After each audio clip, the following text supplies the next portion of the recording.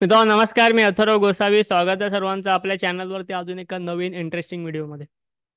आजच्या आपल्या व्हिडिओमध्ये आपण एक इम्पॉर्टंट टॉपिक असा कव्हर करतात की बऱ्याच जणांचं म्हणणं आहे, बऱ्याच लोकांचं म्हणणं आहे की मार्केटनं सध्या टॉपवरती आहे, लाईफ टाईम हायवरती आहे. गेल्या काही वर्षामध्ये चांगले रिटर्न्स आहेत आणि आत्ता आम्हाला इक्विटी मार्केटमध्ये इन्व्हेस्ट करायला रिस्क वाटते. किती लोकांना हा प्रश्न असेल मला जरा कमेंट करा की मला असं वाटतंय की आता आम्हाला इक्विटी मार्केटमध्ये, इक्विटी म्युच्युअल फंड्समध्ये इन्व्हेस्टमेंट करायला थोडीशी भीती वाटते आणि आम्हाला आमचा आता पोर्टफोलिओ डायव्हर्सिफाय असावा असं वाटतं. म्हणजे थोडंसं तुम्ही लिक्विडमध्ये किंवा थोडंसं डेप इन्स्ट्रुमेंटमध्ये तुमचे पैसे असावेत असं आम्हाला वाटतंय, जेणेकरून आमचा पोर्टफोलिओ थोडासा बॅलन्स होईल.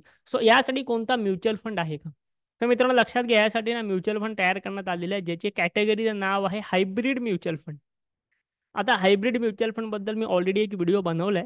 तुम्ही जर आपल्या चॅनलवरती जुने मेंबर असाल तर तुम्हाला माहिती असेल, नवीन जरी असेल तरी तुम्ही तो व्हिडिओ नक्की बघाच, की मी इथे सर्व फंड्स ऑलरेडी डिस्कस केले. इथे बघा हायब्रिड म्युच्युअल फंड व्हिडिओ आहे हायब्रिड म्युच्युअल फंड बद्दल. यामध्ये मी तुम्हाला चार टॉपचे हायब्रिड म्युच्युअल फंड फिल्टर करून दिलेले आहेत. चांगले कोणते आहेत ते तुम्हाला तिथे फिल्ट्रेशन प्रोसेस प्रमाणे दिलेले आहेत. हा एक असे म्युच्युअल फंड्स असतात की ज्यामध्ये तुमची इन्व्हेस्टमेंट इक्विटी मार्केटमध्ये पण होते आणि डेप इन्स्ट्रुमेंटमध्ये, म्हणजे लाईक गव्हर्नमेंट एफ डीज असतील किंवा कॉर्पोरेट बॉन्ड्स असतील, कॉर्पोरेट एफ डीज असतील, फिक्स रिटर्न देणारे इन्स्ट्रुमेंट असतील, डेप इन्स्ट्रुमेंट असतील, त्यामध्ये केली जाते, ज्यात थोडीशी रिस्क तुमची कमी असते इक्विटी मार्केटच्या कम्पॅरिझनमध्ये. असं दोघांचंही हे कॉम्बिनेशन असतं. त्यामुळे तुम्हाला कम्प्लिटली इक्विटी मार्केटची रिस्क त्या ठिकाणी राहत नाही. असाच एक हायब्रिड फंड आज मी तुम्हाला सांगणार आहे, ज्याचं नाव आहे HDFC बॅलन्स ॲडव्हान्टेज फंड. आता आय होप सो की तुम्ही सर्वांनी ह्या फंड बद्दल ऐकलंय. या फंडमध्ये गेलात ना की तुम्हाला इथे कॅटेगरी दिसेल हायब्रिड. म्हणजे काय? हा हायब्रिड म्युच्युअल फंड आहे प्लस डायनॅमिक ॲसेट अलोकेशन, म्हणजे मल्टिपल ॲसेट अलोकेशन आहे याच्यामध्ये.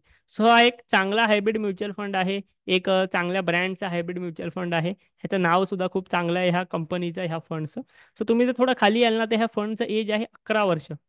ओके, 11 वर्ष या फंडचं एज. आणि जवळपास याचा AUM जो आहे, म्हणजे ॲसेट अंडर मॅनेजमेंट जो आहे, तो आहे 86,000 करोड. म्हणजे तुम्ही लक्षात घेऊ शकता की हायब्रिड कॅटेगरीमध्ये हा म्युच्युअल फंड किती टॉपचा असेल तो. या म्युच्युअल फंडचा AUM आहे, ॲसेट अंडर मॅनेजमेंट आहे 86,000 करोड, जे की खूप जास्त होतं कोणत्याही म्युच्युअल फंडसाठी. एवढा मोठा AUM म्हणजे एवढ्या लोकांचा ट्रस्ट आहे, एवढे लोकांनी ह्याच्या पैसे टाकलेले आहेत. ठीक आहे सर, आता ह्याचे रिटर्न्स बघा ना काय दिलेत. ह्या म्युच्युअल फंडने गेल्या 5 वर्षामध्ये CAGR 20%चे रिटर्न्स दिलेत. लक्षात घ्या, कोणता इक्विटी म्युच्युअल फंड सुद्धा 20% रिटर्न्स फार रेअरली देतो 5 वर्षात. म्हणजे नुसतं इक्विटी जरी असेल ना तरी 5 वर्षात 20% रिटर्न रेअरली भेटतात. हा तर तुम्हाला हायब्रिड आहे, म्हणजे याच्यात काही डेप इन्स्ट्रुमेंट पण आहेत, बॉन्ड्स पण आहेत, कॉर्पोरेट FDs पण आहेत आणि थोडीशी इक्विटी पण आहेत. तरीही याने गेल्या 5 वर्षात 20%चा CAGR दिला आणि गेल्या 10 वर्षात 16% ॲव्हरेज CAGR दिला, जे की खूप जास्त रिटर्न होतात गेल्या 10 वर्षात. 16%, ते पण थोड्याशा सेफ इन्स्ट्रुमेंटमध्ये कम्पॅरेटिव्हली इक्विटीच्या. ह्याच्यात जर तुम्ही बघाल ना तर इक्विटीमध्ये ह्याचा जवळपास 53% फक्त होल्डिंग आहे. म्हणजे इक्विटी शेअर मार्केटमध्ये फक्त 53% पैसा, आणि बाकी सर्व जो पैसा आहे तो डेप मार्केट असेल किंवा अदर इन्स्ट्रुमेंट्स असतील, बॉन्ड्स असतील, कॉर्पोरेट FDs वगैरे, ह्या सगळ्यांमध्ये त्यांचा पैसा आहे. तेवढं असून सुद्धा हे चांगले रिटर्न्स जनरेट करत आहेत.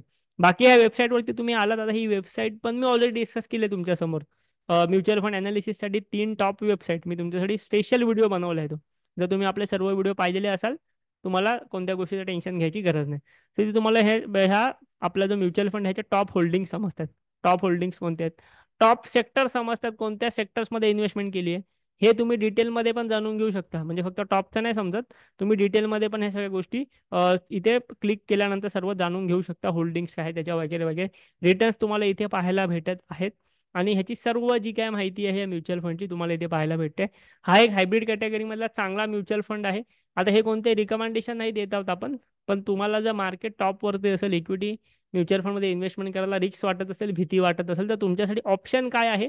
तर तुमच्यासाठी ऑप्शन आहे हायब्रिड म्युच्युअल फंड्स, ज्यामध्ये हा तुम्हाला एक चांगला डायनॅमिक ॲसेट अलोकेशन अवेलेबल करून देतो. तुम्हाला जर म्युच्युअल फंडमध्ये इन्व्हेस्टमेंट आपल्या अंडर सुरू करायची असेल, अकाउंट सुरू करायचं असेल, तर व्हिडिओच्या डिस्क्रिप्शनमध्ये आमची व्हॉट्सअपची लिंक आहे, तिथून आम्हाला मेसेज करा. अकाउंट वगैरे ओपन करून घ्या. तुम्हाला सर्व गोष्टी प्रोव्हाइड केल्या जातील, सर्व education free of cost provide केलं जाईल. आपल्या चॅनलवरचे व्हिडिओ आवडत असतील नक्की व्हिडिओला लाईक करा, कमेंटमध्ये आम्हाला सांगा कोणते टॉपिक हवे आहेत. आणि चॅनलला वरती नवीन असाल तर नक्की नक्की चॅनलला सबस्क्राईब करून ठेवा. खूप जास्त नॉलेज आपण या ठिकाणी घेऊन येणार आहोत. व्हिडिओला लाईक नक्की करा. थँक्यू. धन्यवाद.